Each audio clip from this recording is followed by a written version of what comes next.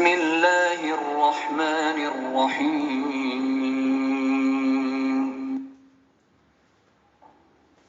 इन्नल्लाह ला यस्तही अन यضرब मसलन मा बऊदतन फमा फौक़हा फअम्मा الذين آمنوا فيعلمون أنه الحق من ربهم وأما الذين كفروا فيقولون ماذا أراد الله بهذا مثلا يضل به كثيرا ويهدي به كثيرا وما يضل به إلا الفاسقين।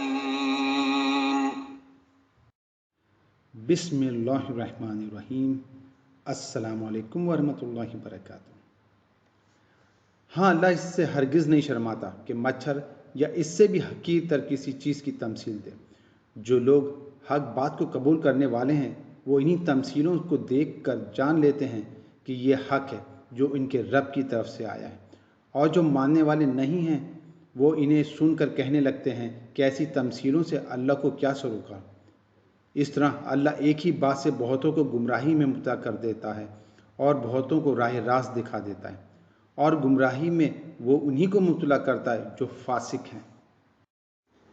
यहाँ एक एतराज़ का जिक्र किए बगैर इसका जवाब दिया गया है। कुरान में मुतादिद मकामात पर तौज़े मद्दा के लिए मकड़ी, मक्खी, मच्छर वगैरह की जो तमसीलें दी गई हैं, इन पर मुखालफिन को एतराज़ था कि ये कैसा कलाम इलाही है जिसमें ऐसी हकीर चीज़ों की तमसीलें हैं। वो कहते थे कि अगर ये खुदा का कलाम होता तो उसमें ये फजूलियात ना होती। यानी जो लोग बात को समझना नहीं चाहते, हकीकत की जुस्तजू ही नहीं रखते, इनकी निगाहें तो बस ज़ाहरी अल्फाज में अटक कर रह जाती हैं और वो इन चीज़ों से उल्टे नताइज निकाल कर हक़ से और ज़्यादा दूर चले जाते हैं। बरक्स इसके जो ख़ुद हकीकत के तालिब हैं और सही बसीरत रखते हैं, इनको इन्हीं बातों में हिकमत के जौहर नज़र आते हैं और इनका दिल गवाही देता है कि ऐसी हकीमाना बातें अल्लाह ही की तरफ से हो सकती हैं।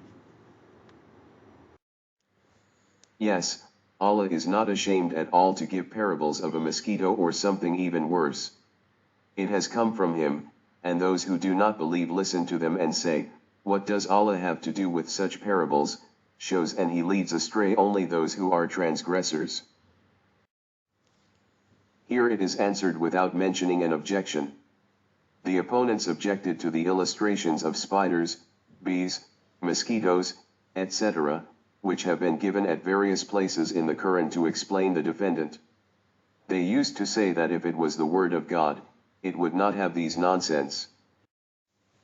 That is, those who do not want to understand the matter, do not seek the truth, their eyes are only stuck in the external words and they draw the opposite conclusions from these things and go further away from the truth. On the contrary, those who seek the truth themselves and have the right insight, see the essence of wisdom in these words and their heart bears witness that such wise words can only come from Allah.